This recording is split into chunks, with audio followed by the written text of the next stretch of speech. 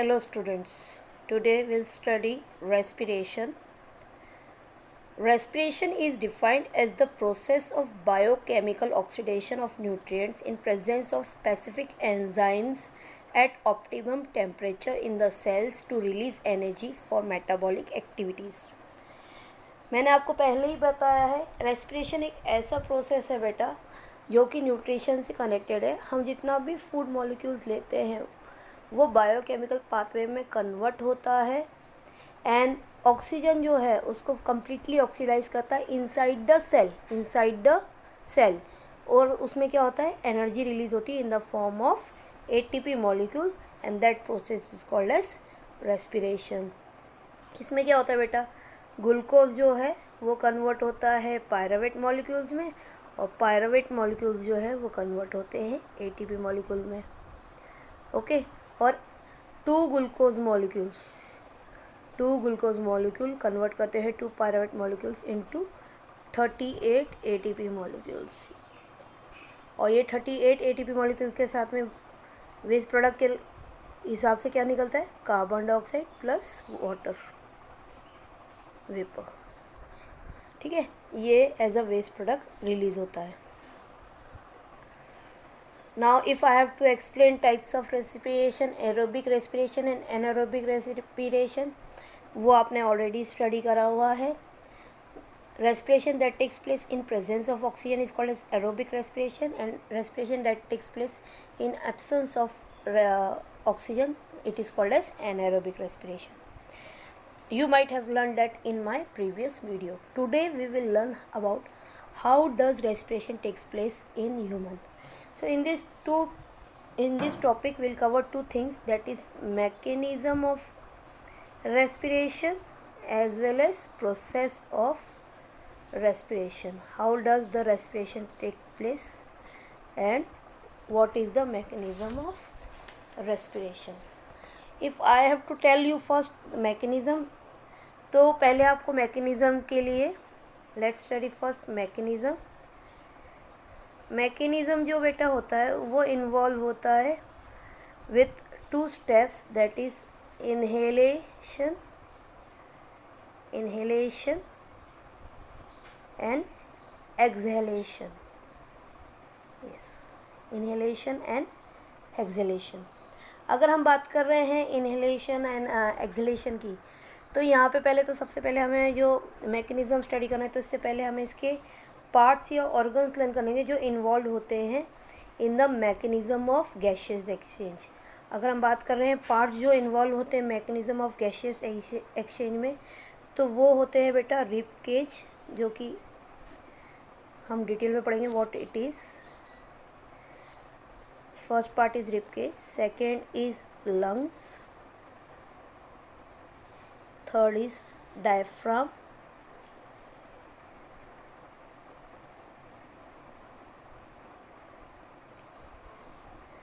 these 3 parts are important when we talk about the mechanism of gaseous exchange.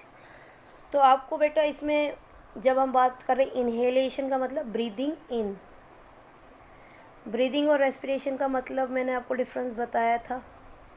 Breathing का मतलब होता है taking in oxygen and giving it out carbon dioxide, और respiration का होता है complete oxidation of food molecule to release ATP molecules. Breathing out. अगर हम इन एंड आउट के बीच में डिफरेंस देखना चाहेंगे तो इसमें क्या एग्जैक्टली पोजीशन होती है rib cage, lungs as well as diaphragm की, उससे पहले हम समझ लेते हैं ये तीनों है क्या. अगर मैं बात कर रही हूँ in the picture you can see, ये देखो बेटा आपको ये बोन का स्ट्रक्चर दिख रहा है. Can you see this rings at both side? This is called as rib cage. You can touch your rib cage by yourself. अगर मैं बात करूँ rib cage की, there are 12 pair of bone that form a cage. ये बहुत thin bone की covering होती है in circular position starting from your vertebral column, जो कि back side होता है, covering your thoracic cavity. ये thoracic cavity को form करता है. और ये कितने pairs होते हैं बेटा, 12. कितने pairs होते हैं ये, 12 पेयर्स ईच साइड। तो ये जो रिब केज होता है ये लंग्स को प्रोटेक्ट करना का काम करता है। It helps in protection of lungs from external injury, क्योंकि अगर आपको पता है लंग्स जो है एक सॉफ्ट मस्कुलर स्ट्रक्चर है, एक सॉफ्ट मस्कुलर बैग है, ठीक है ना, एकदम बिल्कुल तकिए जैसा सॉफ्ट मस्कुलर बैग है। तो उसको प्रोटेक्ट करने का काम कौन करता है? ये रिब केज। और ये रिब केज के ही मूवमेंट से लंग्स का ओपनिंग एंड क्लोजनिंग डिपेंड करता है इन द थोरेसिक कैविटी। अब आप पूछोगे थोरेसिक कैविटी क्या होती है? तो बेटा थोरेसिक कैविटी वो होती है जो कि स्टार्ट होती है आपके गर्दन से, यानी कि नेक से, एंड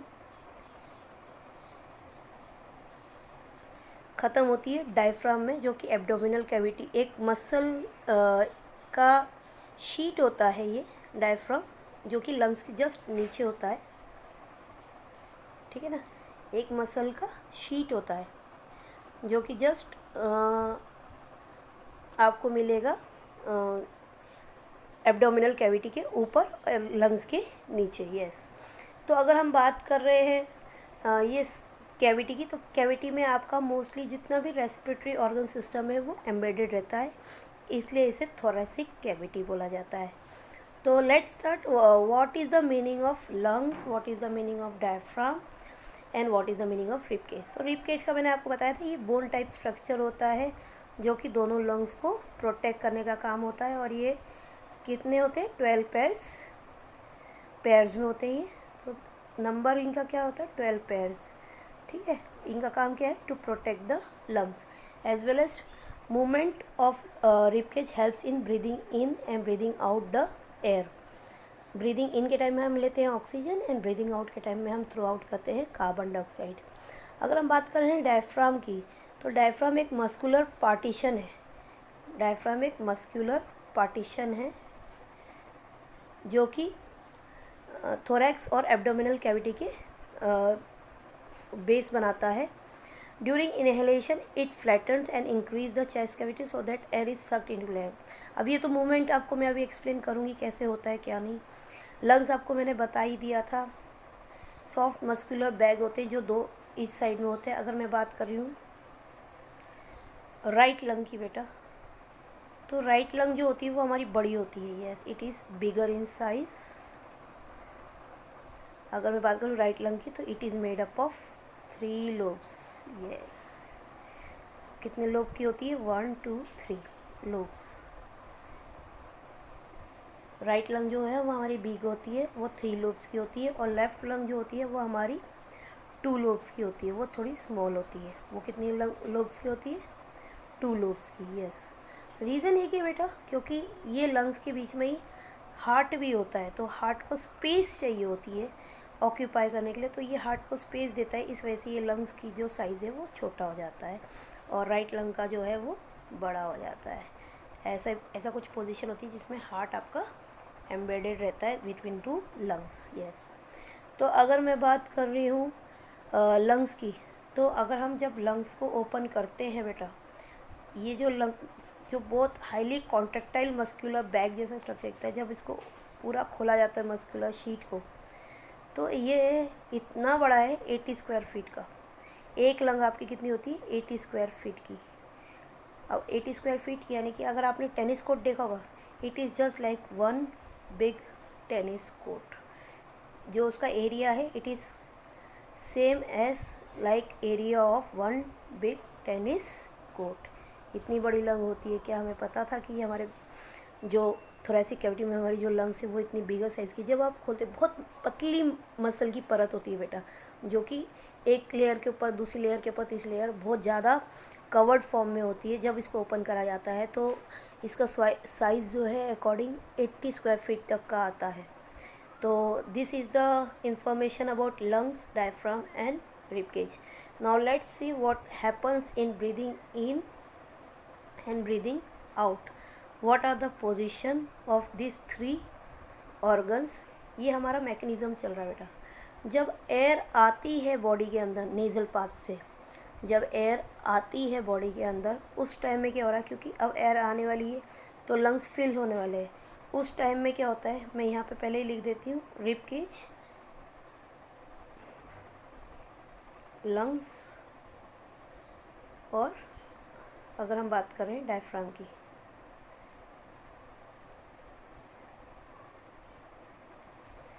ठीक है। इन ये मैकेनिज़्म आपको अगर अच्छे से समझ में आ गया तो आपको जो अब हम आगे पढ़ेंगे, how does respiration takes place in a cell, वो इजीली समझ में आएगा। तो हम बात करें रिब केज की, तो जब एयर आएगी बेटा तो रिब केज कहाँ जाएगा, अपवर्ड, ऊपर जाएगा, यस ऊपर जाएगा, तभी तो वो लंग्स को नीचे पुश करेगा। अगर रिब केज ऊपर जा रहा है तो लंग्स कहाँ आ रही है, डाउनवर्ड्स, लंग्स कहाँ जा रही है, डाउनवर्ड्स, ठीक है। पहले इन का ही ढंग से कर लेते हैं हम। ब्रीदिंग इन में क्या हो रहा है, लंग्स जो है वो डाउनवर्ड जा रही है, डाउनवर्ड, एंड वो क्या हो रही है, ओपन हो रही है, ठीक है, डाउनवर्ड एंड गेटिंग ओपनड। अगर ओपनिंग की बात करें तो यानी कि आउटवर्ड जा रही है वो, ठीक है। डायफ्राम की पोजीशन अगर हम देखेंगे, क्योंकि लंग्स नीचे आ रही तो उसे स्पेस चाहिए, है ना, एब्डोमिनल कैविटी के अलावा, तो डायफ्राम जो है ये मस्कुलर शीट है जो कि एक डोम शेप की होती है, लेकिन जब एयर फिल हो जाती है, जब ऑक्सीजन आता है तो ये कहाँ चला जाता है, ये फ्लैट हो जाता है, ये क्या हो जाता है, स्ट्रेट, फ्लैट। तो ये इसकी पोजीशन कुछ ऐसी हो जाती है, ठीक है, इसकी पोजीशन कुछ ऐसी हो जाती है। और अगर हम डाउनवर्ड की बात कर रहे हैं तो लंग्स क्या है, ऐसे फैल जाते हैं नीचे आके, ठीक है। और अगर हम बात कर रहे हैं रिब केज की, तो रिब केज क्या जाता है, ऊपर जाता है, अपवर्ड। रिब केज क्या है, ये रिब केज आपका, रिब केज क्या है, ऊपर मूव हो जाएगा, ठीक है, ये ऊपर मूव हो जाएगा, अपवर्ड एंड इनवर्ड, सिकुड़ जाएगा बेटा, अपवर्ड एंड इनवर्ड, क्योंकि यहाँ पे उसे प्रेशर देना है लंग्स को नीचे मूव करने के लिए। तो अपवर्ड जाएगा यानी कि ऊपर जाएगा, और इनवर्ड यानी कि वो थोड़ा सा सिकुड़न लाएगा, क्योंकि ये जो रिब केज होता है बेटा, इसके अंदर से लंग्स निकल के आएगी, इसके अंदर से लंग्स ऐसे आएगी, तो ये थोड़ा सा सिकुड़ जाएगा। तो ये पोजीशन होती है जब हम ऑक्सीजन को लेते हैं, ठीक है। तो अगर मुझे डायग्राम के थ्रू दिखाना है, एक लेफ्ट लंग का बता रही हूँ, ये मेरा रिब केज है, ये नॉर्मल पोजीशन में लंग्स ऊपर है, ठीक है,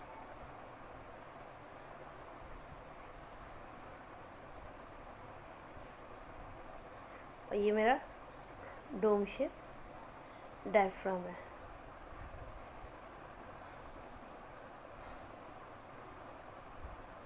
ठीक है, ये हो गया।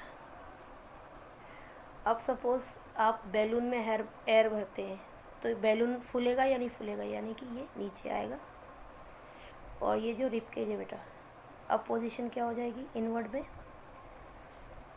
ये लंग्स मेरी नीचे आ गई, ये मेरी लंग्स नीचे आ गई, ये मेरा डायफ्राम स्ट्रेट हो गया, मेरा डायफ्राम स्ट्रेट हो गया, ठीक है।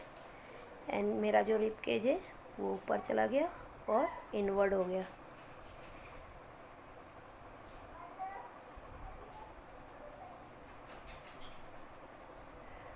ये लंग्स क्या हो गई, देखो खुल गई, आउटवर्ड हो गई।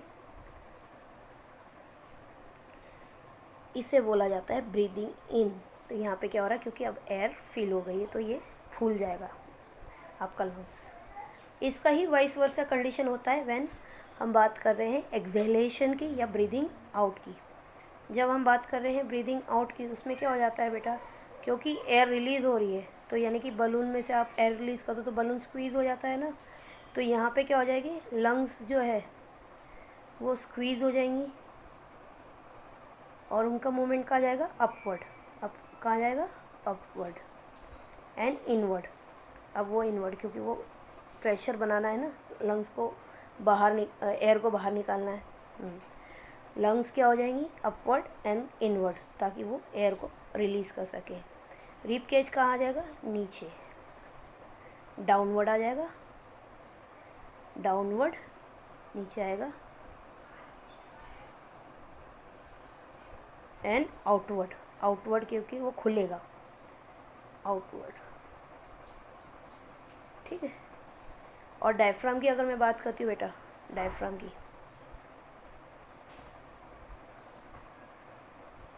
तो डायफ्राम जो होगा बेटा वो डोम शेप में हो जाएगा। वो कौन सी शेप में हो जाएगा, डोम, क्योंकि यहाँ पे क्या हो रहा है, अब रेस्ट पोजीशन आ गई है, जहाँ पे एयर रिलीज़ हो चुकी है, नॉर्मल पोजीशन आ गई, तो ये डोम शेप में आपका डायफ्राम आ जाएगा, क्योंकि अब लंग्स कहाँ हैं, ऊपर की तरफ है, ठीक है। तो अगर मुझे ये डायग्राम के थ्रू बताना है तो ऑब्वियसली मेरा क्या हो जाएगा, रिब केज नीचे आ गया है, आउटवर्ड है, फैल गया है वो, ठीक है। मेरा जो डायफ्राम है वो डोम शेप में आ गया है, जो कि मुझे थोरेसिक कैविटी को और एब्डोमिनल कैविटी को डिफ्रेंशिएट कर रहा है या अलग करने का काम कर रहा है, ताकि रेस्पिरेशन और डाइजेशन में कोई डिस्टर्बेंस नहीं आए। अगर मैं बात करूँ, डायफ्राम के जस्ट नीचे ही आपका स्टमक होता है बेटा, डायफ्राम के जस्ट नीचे ही आपका क्या होता है, स्टमक। तो मेरा ये रिब केज आउटवर्ड पोजीशन में आ गया, डाउनवर्ड पोजीशन में आ गया, और मेरी लंग्स जो है वो स्क्वीज़ हो गई है, और वो इसके अंदर एम्बेडेड है in upward and inward position. This is called as mechanism of gaseous exchange in human beings. Now if I have to talk about process of human being, then you have to focus from the